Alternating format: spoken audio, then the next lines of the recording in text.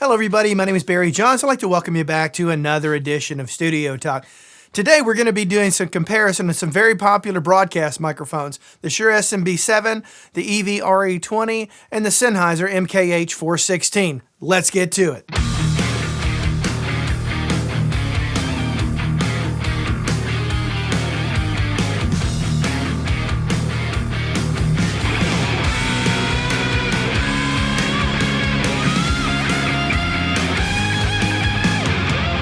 All right. So, the first two are probably the most popular broadcast microphones that most people are aware of, and that would be the EV RE20 as well as the Shure SMB7. The Shure SMB7 is probably the most popular and the most used microphone out there on YouTube and podcasts and things like that. It's a very, very, very popular microphone. A lot of it has to do with the fact of it looks cool, its aesthetics and everything. And it sounds great because it was designed to be a broadcast microphone from the very get-go, as is the same with the Electro-Voice RE20, the EV RE20. That microphone was also designed to be a broadcast microphone, and it does an outstanding thing. So let's talk about some of the strengths and potentially weaknesses, probably more strengths and versatility of one versus the other, depending what you're going to do. I'm going to stay with those two, and then I'm going to bring it. The other one, the last one is a shotgun microphone. It's what you're listening to me on right now. It's my Sennheiser MKH416, and so that's that microphone. Okay, so let's first start out with the RE20. Like I said, the RE20 was designed to be a broadcast microphone from its inception, and ultimately, people found much more variety of uses for it. Okay, that particular microphone, it emphasizes low frequency. It does a great job emphasizing low frequency. And so if you have a deep voice and you want to emphasize that and get that whole, that FM radio sound or that voice, a deep voiceover stuff, the RE20 is a great choice for that. Also, if you have somebody who has a very high-pitched or shrill kind of sounding voice, RE20 is going to be better suited than the SMB7 in my personal opinion. Okay, so what you can also use the RE7 on for outside of broadcast stuff is it's killer on kick drums, okay? Put that mic on a kick drum and it sounds fantastic. It can handle high SPLs, so it's not afraid of taking some volume to it. Also great on if you're going to mic a bass guitar amp. It's an outstanding, probably my preferred choice for doing that would be the RE20. Any source that's more low end where you want to emphasize that low end, you'd want to use that mic. Now, if you had something that had too much low end in it, you'd want to stay away from that microphone from that one. So now let's go into the Shure SMB7. Again, probably the most widely used, most popular, the most visually recognizable. Gamers love that. As a matter of fact, the one I'm going to show you in a minute is one I have for my studio, but my son's a gamer and he actually uses it the majority of the time for his game streaming and everything. So he uses that microphone for that, okay? Because it looks cool, I guess. I don't know. But it's a great microphone for that, okay? A lot of gamers use it, all right?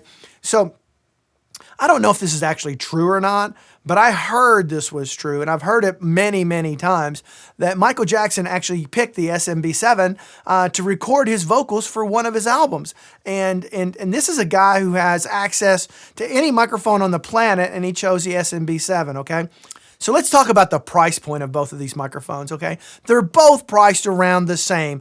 They fluctuate not by a lot, 30, 40, 50 bucks at the most, typically, historically, all right? And both microphones can be picked up easily on reverb used. You get a standard better chance of getting your best deal on the RE20 over the SMB7, and that's mainly because of the SMB7's popularity with YouTubers and gamers and things like that. Yeah, so you'll get a better deal on the RE20 if you go that route. But if you're going to do it, you're splitting hairs from the cost difference. They both can be had for around $400 or less, all right? It's pretty easy to pick one of those up in the 400-ish range, all right? So price is not going to be the thing that knocks you out of one versus the other. You just need to pick one that's best for your voice. What I'd strongly recommend you do is find a great retailer and buy both, try them both in your environment, okay, where you're going to actually be using these microphones and see which one works best for you and return the other one, okay? A company out there called SoundPure has Try Before You Buy, which is a great way to do this. They'll ship it to you. If you don't like it, you can send it back, no problem, no questions asked. But if you send it back, you got to pay return shipping, no big deal. All right. But if you do keep it, then they charge your credit card and you're good to go. All right. So that's another one out there. Big fan of SoundPure over here on this particular channel. Love that particular store out there online. I haven't been to in person because it's too far away from me. So anyway, so either one of these microphones can do. In a second, I'm going to get to the samples. But lastly, I also compare it, and these are different microphones. So the microphone I'm going to compare it to is the one I'm using right now, which is my main microphone for my channel these days, and that's a Sennheiser MKH416. This microphone really changed a lot for me. I'm going to be doing a video pretty soon where I talk about various shotgun microphones, and I'm going to go through the various ones that I've used since I started doing YouTube, not just this channel, but doing some other things as well before this. And I'm going to tell you, you're going to see the difference. This thing is a beast, but it's also pricey. This thing's $1,000, okay? But to me, it's worth every freaking penny. Now, you're going to take a shotgun over a broadcast microphone if you want your microphone out of frame. As an example, mine's right here. I'm touching the very bottom of the capsule with my fingernail right there, so it's just out of frame. It's about that far, about 8 inches, 6 to 8 inches, or give or take, from my mouth, okay?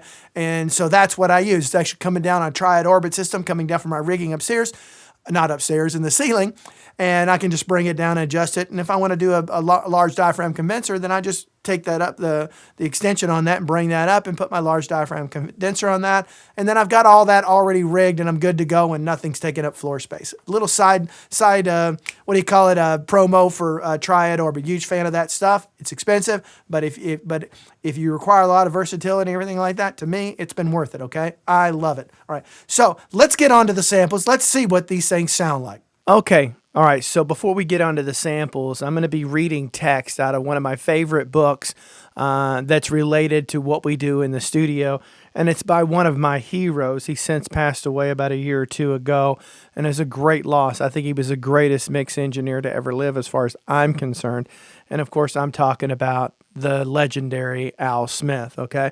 If you haven't read this book, I strongly recommend you read this book or get it on audiobooks. You can get it on audiobooks or audible.com where they read it to you. It's really cool. It's it's amazing story about his journey.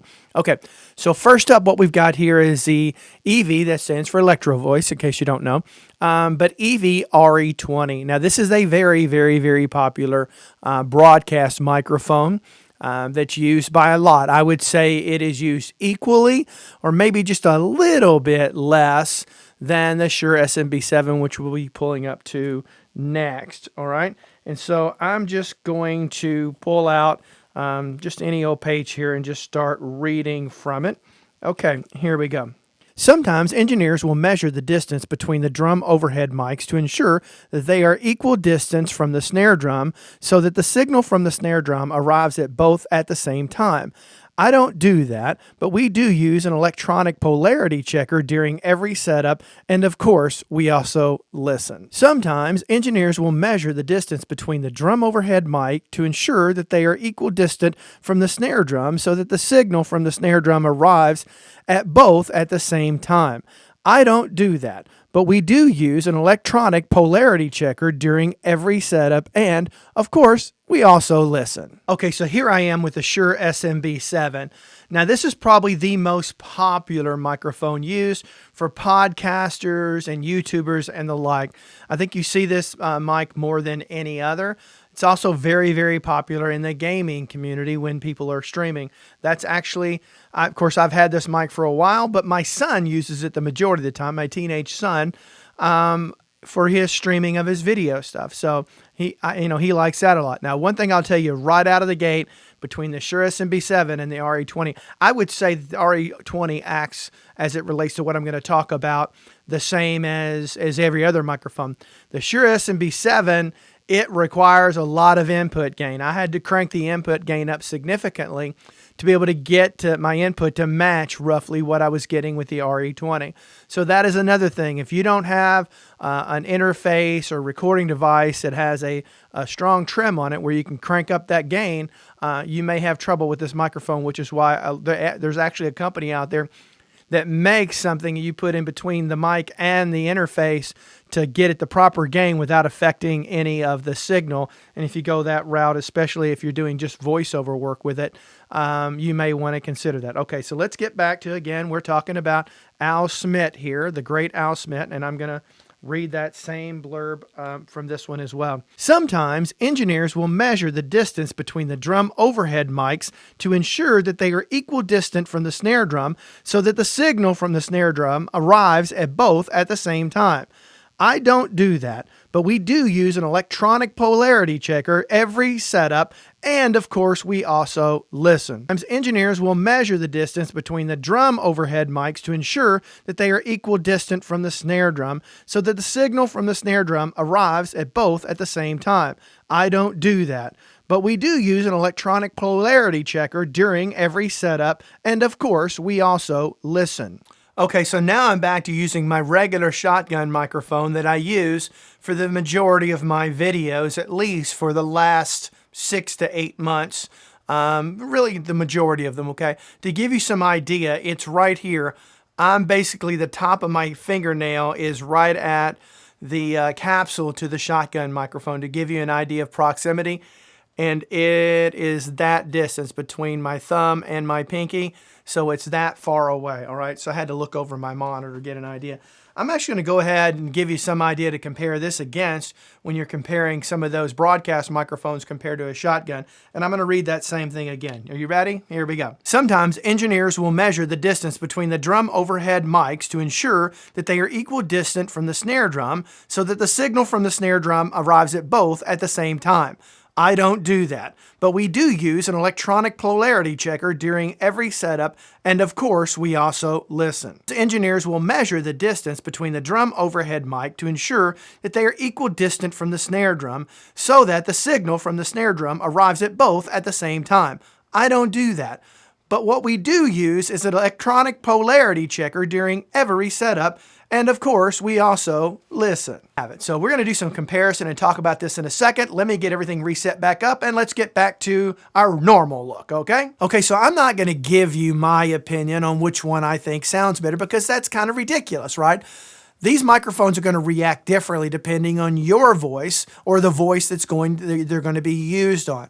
I would say probably the most versatile of the two, of the broadcast microphone, whether it's the SMB7 or the RE20, I think the safest bet is to go with the Shure SMB7 if you're going to have a variety of different sources come on it, because it's a very well-balanced microphone, right? But if you have very specific things, you might want to pick the RE20. Me personally, for my voice, I prefer the RE20 over the SMB7, but I happen to have a very kind of a nasally little bit of voice, and I go up and down the registers between, you know, I can talk with quite a bit of low end if I want to, but sometimes it's not there. So that thing really brings out the best for me, but that's for my voice. Now, so if you're going to go broadcast microphone, those are really the two big daddies out there when it comes to that. And you're going to have to choose which one you like better than that. Now, if you're deciding between that, having a microphone in camera or out of camera, then you'll want to consider a shotgun microphone. And I highly recommend you do some more research on that before you buy.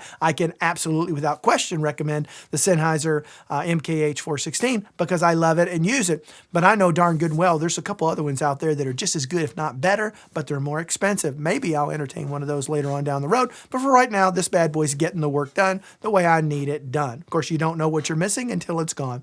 All right. So hopefully you've enjoyed this little dive into the various microphones that can be used for your podcast, your voiceovers, your video content, all of that stuff, as well as pretty versatile with the SMB7 being a great vocal mic. I will say this about the Sennheiser mic. That typically is used for a lot of voiceover work over the other two that I mentioned because it is so well balanced and very directional, so you don't pick up anything ambient with the shotgun like you will with the other ones. And so for audiobooks, things like that, that's probably, that style of microphone is probably the most popular one used out there. Okay. So again, if you like the things you see on this channel, do me a favor, hit that like button, that subscribe button, and then that notification bell so you know when I got new videos out. Hey, I appreciate if you put some comments down below. I've got a good community here, so let's talk to each other about it. You know, if you picked one of these mics over the other, share with everybody why you picked it and why you didn't particularly like the other one for your voice. If you're contemplating buying one, kind of chime in and see what you're looking for and get some advice for some other people. I think giving that community a conversation is really, really worth every second of time that you take to type it, okay? But until next time, I hope every one of you have a great, great day. Bye-bye.